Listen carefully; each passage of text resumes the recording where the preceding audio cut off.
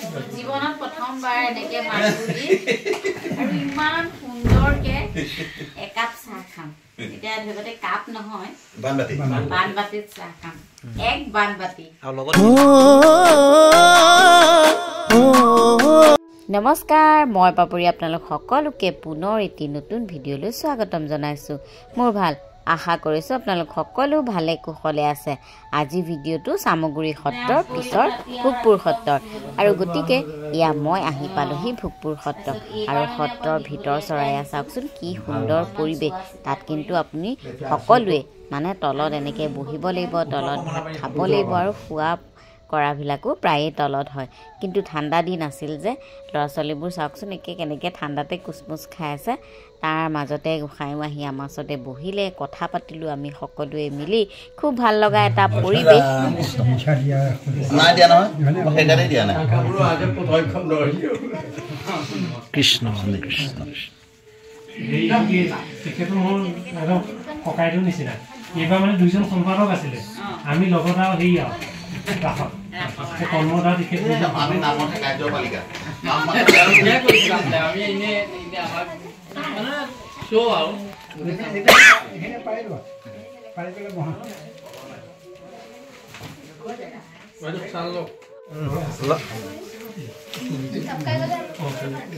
তলিটো গৰম নহয় মানে বুজি পাইছে নাই জীৱনত প্ৰথমবাৰ এনেকে মাগুৰি আৰু ইমান সুন্দৰকে একাপ চাহ খাম এতিয়া ধৰতে কাপ নহয় বানবাতিত চাহ খাম এক বানবাতি আৰু লগত কি চোৱা আৰু লগত কিবা বস্তু নাজানো পকা মিঠৈটো চিমেণ্ট দি বনোৱা হয় পকা মিঠৈ পকা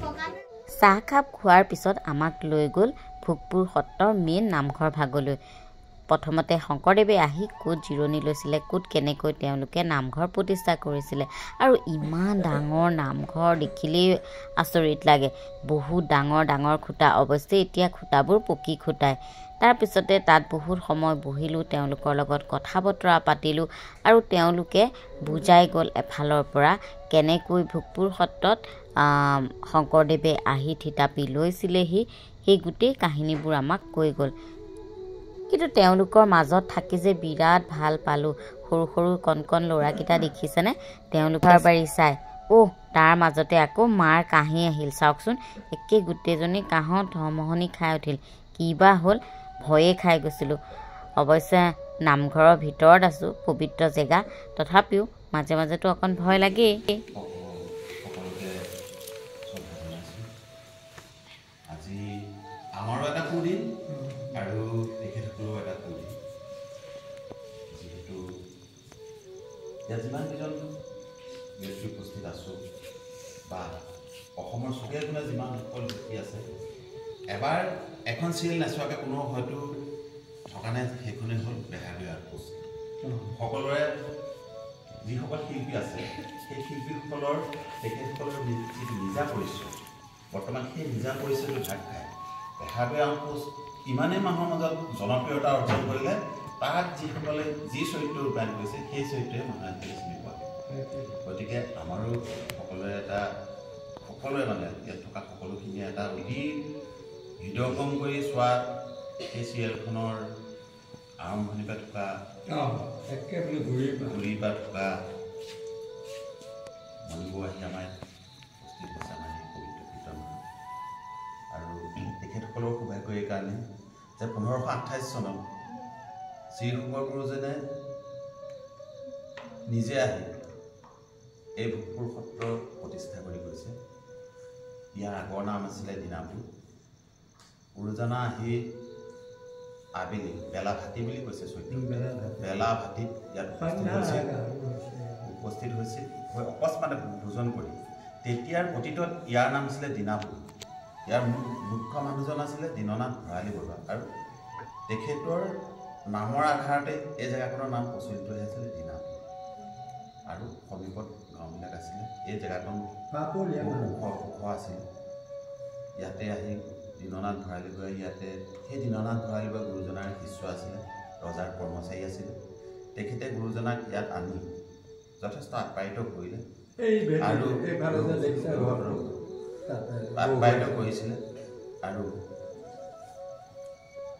সময় অতীত তেতিয়া নাৱেৰে অহা যোৱা কৰে ওচৰতে এখন তুলি নদী আছে যিখন অতীতৰ নাম আছিলে বশিষ্ঠ গংগা সেই বশিষ্ঠ গংগাই গুৰুজন গুৱাহাট বেলগুৰিৰ পৰা এপিনে উজাই আহি গড়গাঁৱলৈ যাত্ৰা কৰিছিল আৰু সেই বশিষ্ঠ গংগাত যদি আহি তাই ঘাটতে নাও ৰাখি ইয়াত ভোজন কৰি গধূলি হৈছিল গধূলি বেলা হোৱাত ইয়াতেই ৰাতিটো জোৰাইছিল সেইকাৰণে চৈত্যপুথিত উল্লেখ আছে সত্ৰৰ ইতিহাসত উল্লেখ আছে শ্ৰীশংকৰ গুৰুজন ইয়াত এৰাতি থাকি ভোজন কৰি এই সত্ৰত পাছা দিনা যেতিয়া ইয়াৰ সমীপৰ ভক্তসকল গোট খাইছিলে তেতিয়া ক'লে যে আমি অকস্মাতে আহিলোঁ ইয়াত জেগাখন যথেষ্ট ভোগালী আৰু ৰাতি আমি সপোনত সামাজিক বুলি কৈছে সপোনত আমি এই কথা আমি গম পালোঁ যে এই জেগাখন আগতে যথেষ্ট পুণ্যভূমি আছিলে এই জেগাখনত আগতে বশিষ্ঠমুনি আশ্ৰম আছিলে বশিষ্ঠমুনি আশ্ৰমৰ তেতিয়াই ৰাম নামৰ পোহাৰ মেলিছিলে আৰু এতিয়া আমি আহি ইয়াত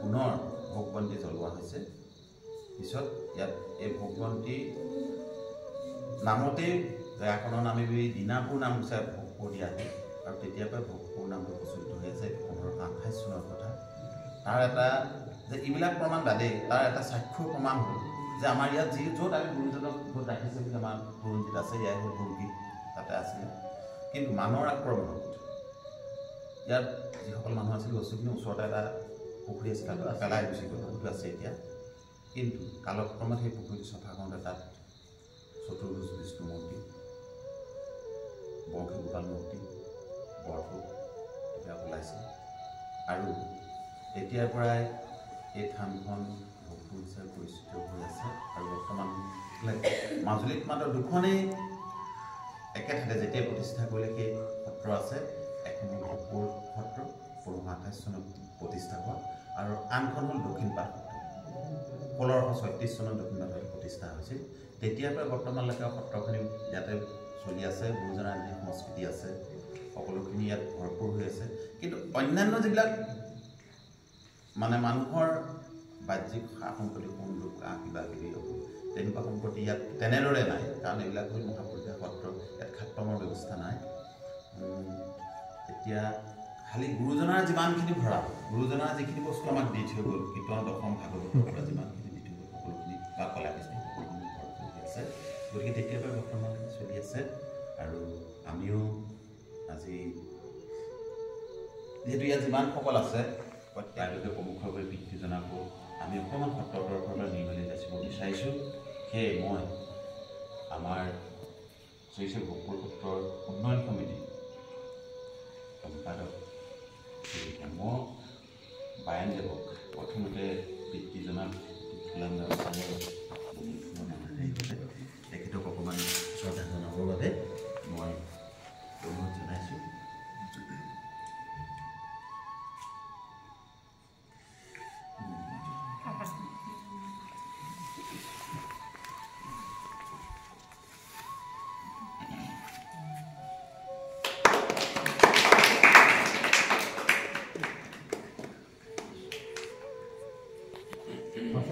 নিজকে বৰ ধন্য জানিছোঁ আপোনালোকৰ আশীৰ্বাদ শিৰত লৈ মই যিকণ মৰম চেনেহ দিলে মোক আৰু মই সাদৰে গ্ৰহণ কৰিছোঁ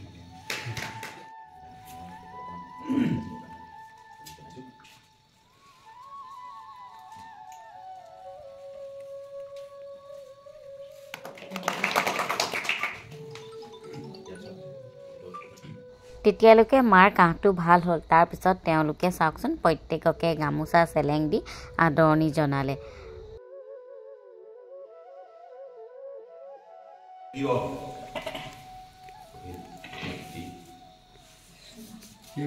শিল্পীগৰাকী মণিগুম পাপৰি বৰুৱা বৰা বৰুৱা বাইদেউ আমি তেখেতৰ ভৱিষ্যত জীৱন এনেদৰে ৰাইজৰ মাজত উৰাইটো জীৱন যাতে তেখেতে ৰাইজৰ মাজত শিল্পী সত্ৰাই সহায় কৰি যাব পাৰে সেয়েহে আমি শ্ৰী শ্ৰী ভোগপুৰ সত্ৰৰ তৰফৰ পৰা এই গুৰুজনাই জ্বলাই যোৱা বন্তিগছিৰ সন্মুখত সাক্ষী কৰি তেখেতৰ উৰাইটো জীৱন যাতে ভগৱানে আগুৱাই নিয়ক তাৰ কামনা কৰি সত্ৰৰ তৰফৰ পৰা তেখেতকো এখন ফুলাম গামোচাৰে সত্ৰৰ নিৰ্মালি প্ৰদান কৰিবৰ কাৰণে মই সম্পাদকজনক অনুৰোধ জনাইছোঁ।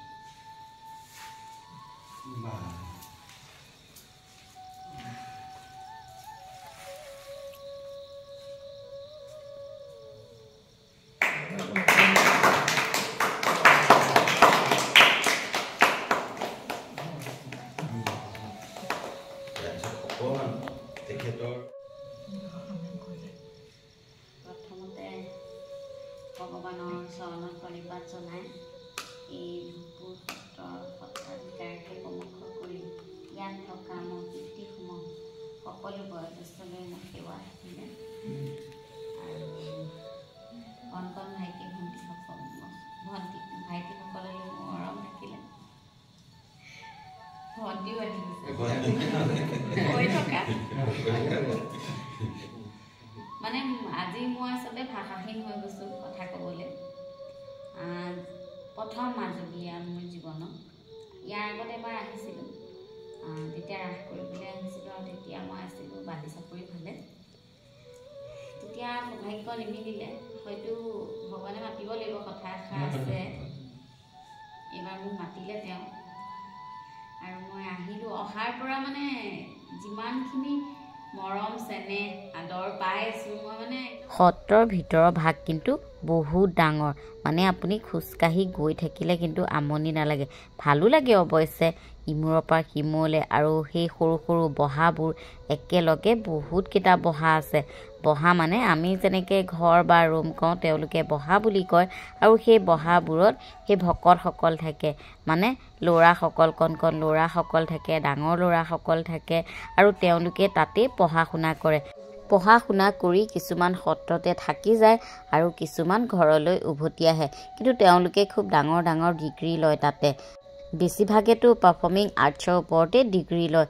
তেওঁলোকে বহুত কথা জানে, মানে সত্ৰীয়াৰ পৰা আৰম্ভ কৰি বহুত ভাওনা ৰাস বহুতখিনি, মুঠতে তেওঁলোকৰ টেলেণ্টৰ কিন্তু অভাৱ নাই।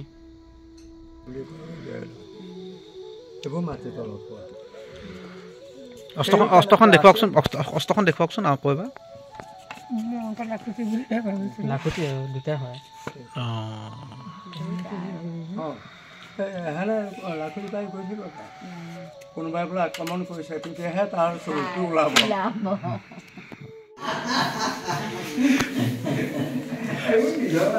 নিজৰ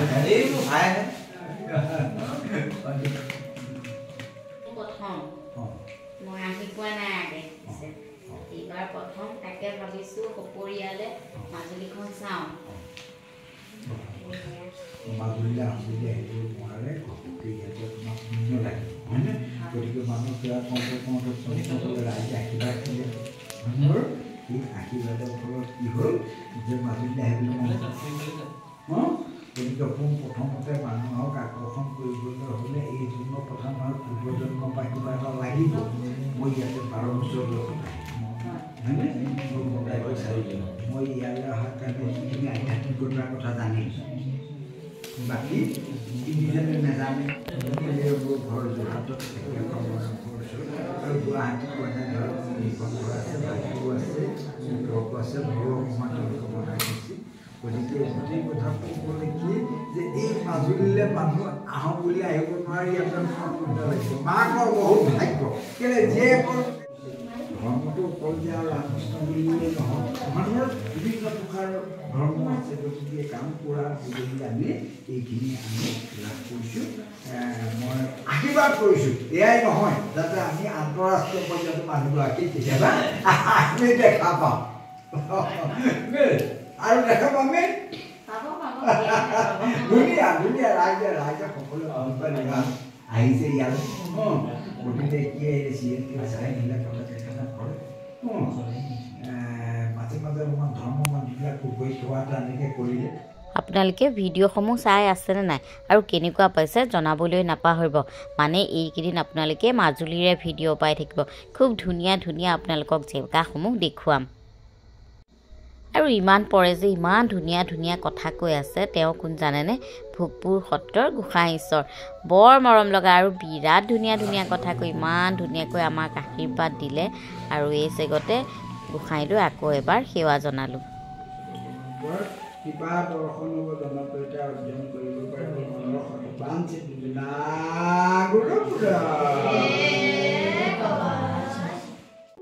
প্ৰভু ঈশ্বৰে তাৰ মাজতে মোক 3খনকৈ কিতাপ উপহাৰো দিলে। প্ৰভু ঈশ্বৰৰ পৰা বিদায় লৈ একেবাৰে পালোহি উৰিয়ামপাৰা। আৰু উৰিয়ামপাৰা এতিয়া ক'ত আছোঁ চাওকচোন। আজি একদম নতুন ৰান্ধনি এয়া লাগি গৈছোঁ। মাইনাই বোলে মোৰ হাতে এসাঁজ খাই দুখ কৰি আছে। বহুত দিন খাবলৈ পোৱা নাই।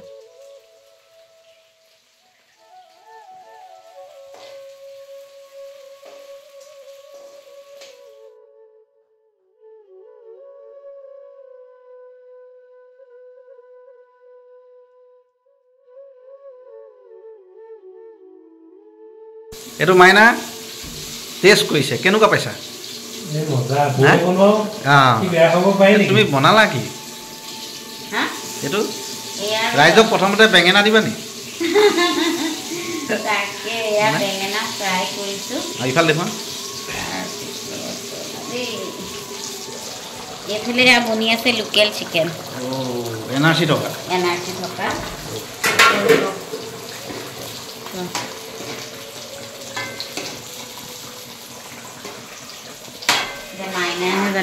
তুমি আছা ক'ত? এই সত্ৰতটো মাংস নবনাই, তুমি সত্ৰতটো নাই?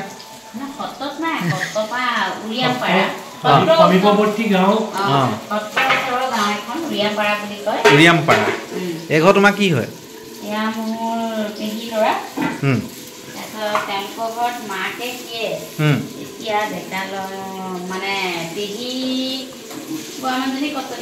আৰু ভিডিঅ'টোৰ যোগেদি জনাইছোঁ আমাৰ এই বিবাহিত যোগ্য হৈছে।